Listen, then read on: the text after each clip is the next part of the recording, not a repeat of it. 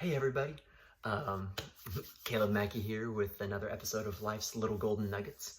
I'm really excited about this video because basically, I'm going to start to share with you I discovered this as I was training to become a therapist, and I discovered my favorite style of therapy that really drew me in to be like, I want to do this one.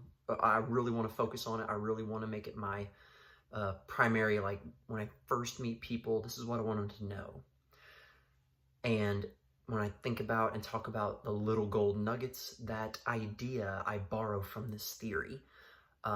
So hopefully this will be turned into kind of a mini part series, because there's numerous books written on this, and I'm going to go specifically from the authors who created it.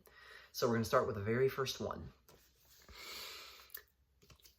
So the name of the book, Patterns of Brief Family Therapy, an Ecosystemic Approach by Steve Shazer.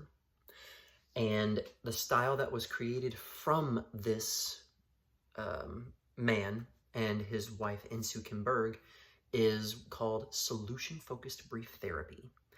And my favorite part of it is that it very much matches my personality, which I guess is why I like it. It is very focused on the idea that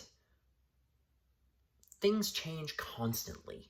Life changes constantly. And so what one person considers an issue, another person might consider as a success, or they may not see it the same way. And so as the Shazer was working as a therapist, he started to realize, oh, if we want to help families, there are certain ways that we're starting to notice that are working. And through his meticulous work and his collaboration with his team, he created solution-focused therapy, and it started with this book that started to show those patterns of brief family therapy. And I'm so excited to share this with you. I took some notes, and I'm going to share just kind of some brief tidbits, because of course, as we know, about 10 minutes of a video, don't want it to be too long, and I really want to hit it hard and make it kind of be like, ooh, let me introduce the idea, and then hopefully that can also influence us and keep that in mind as we continue on maybe through more of the books that he ends up writing, plus a few from his wife, Insoo Kim Berg. So, the biggest thing that I picked up from this book is solution-focused. People mistake it for being only a problem not just a problem-solving type of therapy, and that's not 100% accurate. But there is an idea about how the goal is very important. And from the book, it's something like this. This primary goal is not the elimination of the complaint pattern, but rather what it is that will happen when the complaint is no longer troubling the family. As noted before, a goal needs to be constructed as the start of something, not as the end of something. I was blown away that I'm like, oh my gosh, yes. Their biggest focus is, what is it that you want to see that's different, that you want to become the new norm, or the better habit, or the better whatever it is, the better feeling that you're wanting? Let's focus on that. Don't always focus on, I'm trying to decrease my anxiety, my depression, my bipolar. That's cool in many ways. For a solution-focused brief therapy mindset, it's also about, or really the biggest part of it is, what are you going to do differently? What's going to be happening differently? What are you going to notice differently, and how are you going to make it different on purpose that will show you, hey, I'm not as depressed anymore. I'm not as anxious. And a lot of times people really struggle with that. I ask this to clients all the time, and they kind of go, a lot of them are just, they don't know, because they're not usually asked that question. Because they're always asked, what is it that you want to see happen? I just don't want to be depressed. Okay, what are you going to do when you're not as depressed? I don't know. And I go, well, that's a part of the issue. You got to figure out what what it is that you would want to be supplementing in the whole that will come from the time and the energy and all the good stuff that'll be happening when you're not as depressed.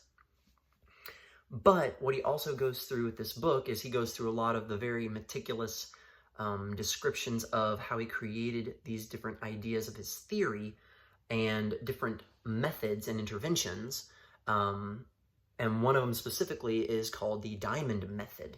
This is what kind of a very basic framework of whenever they ask questions, which is very important for solution-focused therapy above all else. Their biggest intervention is the questions they use to influence change. They're very language-based. And so you're going to be able to pause the video to see this if you'd like, but I'm going to put up the diamond method here and go into a very brief description of it. Okay, so I'm going to set it up right here. And if you want to pause it, you're more than welcome to. And then I'm going to go into a brief description. Okay. So when they ask questions and they try to get responses from the clues that they're asking about what clients want to see different, they kind of base it off of how the client responds, whether if they respond straightly by doing the assignment that was asked, then what they focus on next is doing another direct task. If the client modifies whatever assignment was given, whatever goal was tried or offered during the session, then they give more modified tasks or indirect tasks. And one way they do that is by introducing stories and saying, hey, these clients did it this way, and maybe that could help you, or you might try it a different way, but you can modify it based upon if you hear that from a client and how they answer, hey, how was the last week for you? Well, I did some of it, but I didn't do all of it, but it still seemed to work a little bit. Okay. If they report a response that's the opposite of what the assignment was, then give them tasks that keep including that potential for the opposite to happen. Where instead of always, well, what is it that you'd like to see happen that will tell you this? Well, if they keep telling you, I just know that I don't want to see this anymore. Okay, well, tell us what else you don't want to see happening. All right, that can be just as important. If they answer in a very vague way, then take that as, let's keep working on making tasks as vague as possible and use more stories. And then if the client either doesn't respond at all, or if they say that that is not going to help at all in regards to the goal or the direction given by the therapist, then do not give more tasks or give indirect tasks. Literally, it's a way to just say you can approach any way that someone responds with a different way to change the cues to get a different result. You don't have to sit here and go, well, if they didn't answer, then it's not gonna work, they're defiant or they're oppositional.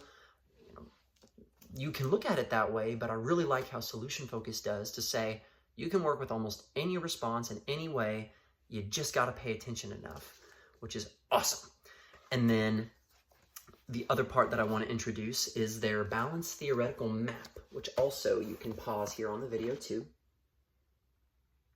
Just the idea that you have the X up in the corner, that is the complaint. And then when you reframe it where the dotted line is, you get it to a redefined complaint, which changes the task and the sub-goals that the patient or the client looks at the situation, which also affects the goal and the overall change that they want to see. That's where the power of just the language can be very helpful. And that's how I try to work with my clients, is if I try to help them reframe or to look at the situation differently, then we start to create different tasks or sub-goals in regards to the situation. And as we're coming towards the end of this, man, it was already going so fast. We got about a minute left. A few other things about it is, it is only the goal in mind that the therapist and the family can know that therapy is successful, even when the family has been unable to focus or articulate the goals. The therapist must have goals in mind to prevent the therapy from floundering. So yeah, the questions and the goals are very, very helpful. And that's the biggest part of what we know helps with therapy from a solution-focused therapy mindset. So, oh my gosh, we've got covered a lot today, discovering about the introduction of solution-focused therapy from Steve to Shazer, the diamond method, the balanced theoretical map, the two pictures of that. And let's just remind ourselves and focus on that the elimination of the complaint pattern is not the goal, but what is going to be happening when the complaint is no longer troubling you. So apply that to yourselves. If you have an issue in your life and you want to see something different, what is it going to be that'll be different? What will be supplementing the problem? If you can't put a finger on it, if you can't know it, you got to figure that out too, or else you're not going to be able to have a solution to be able to combat whatever that problem might be. And so hopefully that little gold nugget will be helpful for you guys. This was a lot of fun, and I can't wait to come back with his next book and kind of make that idea just as we go forward. Thank you so much for joining me, and this is just another life's little gold nugget. Thank you so much.